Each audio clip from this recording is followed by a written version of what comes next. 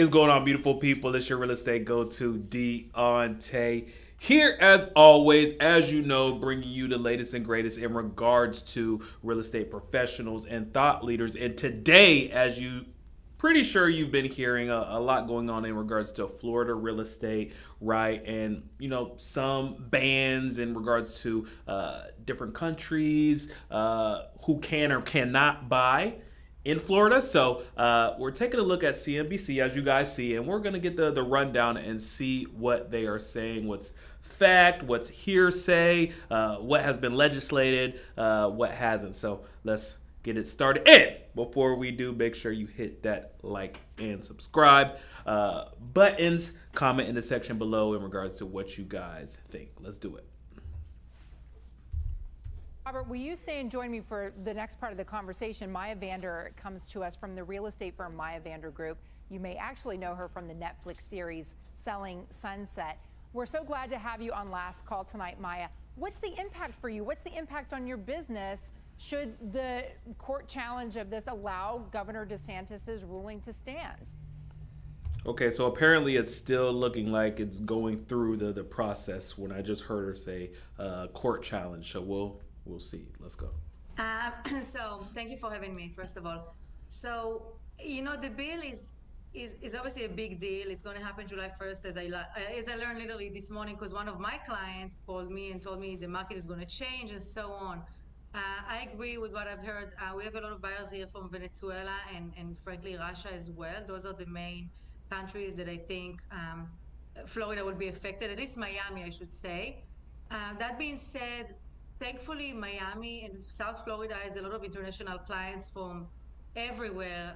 You're talking about, and domestic, during COVID, obviously a lot of domestic from the Northeast and California moved down here. I do not see a huge effect that will make a market crash or change. But yes, we are very proud to sell here and have diversity with different, countries and ethnicities. So that one thing I do, especially in Orlando specifically, we do have Venezuelan investors, Chinese, Brazilian and investors, a number of people from London, all types of places, especially once again because of Disney, as you guys know, theme parks that are purchasing secondary homes, investment homes. So I'm interested to see if they go into detail about the countries that are being targeted and once again, when it's supposed to, she said July 1st, but when it's actually going to go into effect, if it's going to go into effect. That's a shame a little bit that we have to go through. Okay, here we go. Perfect. So just like I was saying, so it looks like they are targeting China, Russia, Venezuela, Iran, North Korea, Cuba, and Syria. Wow. I know for a fact China and Venezuela, especially in this Orlando area with the Airbnbs and stuff like that, definitely invest here and move over here, quite frankly. So this is going to be an interesting effect. I don't know what it's going to do, when I actually think about it. But a decision. That being said, I'm sure the bill is very complicated and I haven't read into it in details. I'm just curious, are you fielding worried phone calls from buyers and potential sellers about what it means for pending deals? Not yet, because I don't think it's a new bill they just signed. I think it's going to probably have some revisions, in my opinion. I don't think it's the last call and finish line. It sounds like very dry, and I agree to one of the agents that was in your show. Is it like certain people from Venezuela, from a certain party, and so is the other countries? I don't think it's going to affect the market as much. Yes, I know we have a lot of foreign international buyers here, but there are so many other countries that can come and buy in South Florida and Miami. So I do not think it's going to make a big deal on the market, to be honest. Robert, I'm curious, do you think there will be a chilling effect, not just from the buyers from, I've got it here, Venezuela, Syria, Russia, Iran, North Korea, Cuba, but from other international buyers who see that as a headline and say, well, if it could happen to Venezuela, what happens when there's a conflict with my country? Yeah. Yeah, look, I think there's, Maya makes two important points. One of which is that for right now, the foreign buyers in Florida are from New York and Los Angeles. They've replaced the Latin Americans, the Russians, and to some degree the Chinese when it comes to buying real estate.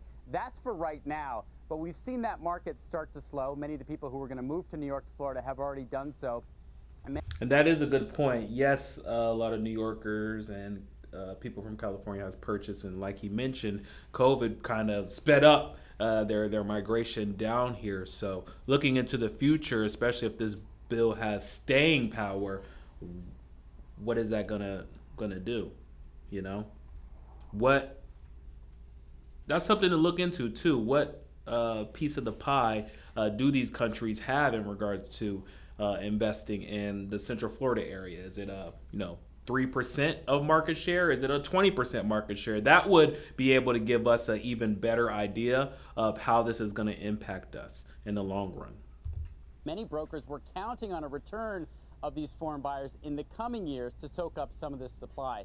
The other issue is that when it comes to this law, it is so confusing that people just don't understand it yet. There's so many different rules for so many different categories of buyers and sellers and locations, and nobody's created maps yet to figure out whether they're close enough to an airport to matter, close enough to a seaport.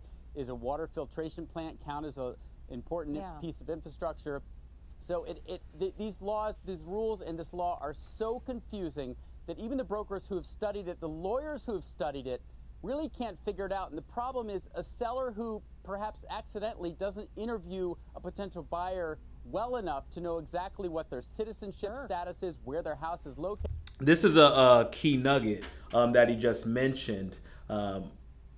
Putting your home on the market isn't just about, hey, accepting any offer that comes in. Is vetting the people who are purchasing the house as well. Not just if they're a foreigner, but have you spoke to the lender? Have you seen their standing? Have asking the lender, have you gotten their tax returns? Why they want to buy? All those type of things allow you to paint a picture, because ultimately when you go under contract, you don't want to fall out, right? No one wants to fall out. So doing everything up front as much as possible to get a very solid buyer that's going to make it to the end of closing is important when you're looking to sell the home. So that's a good point as well.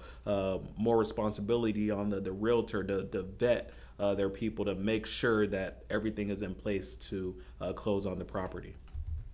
And sells to somebody could face jail time. I mean, that's bananas. You could sell your house to the wrong person without doing due diligence and get jail time. So I just don't think many people are aware of it yet, because it takes effect next week. And it's so complicated that it's going to take a while for people to truly understand. Asteroid.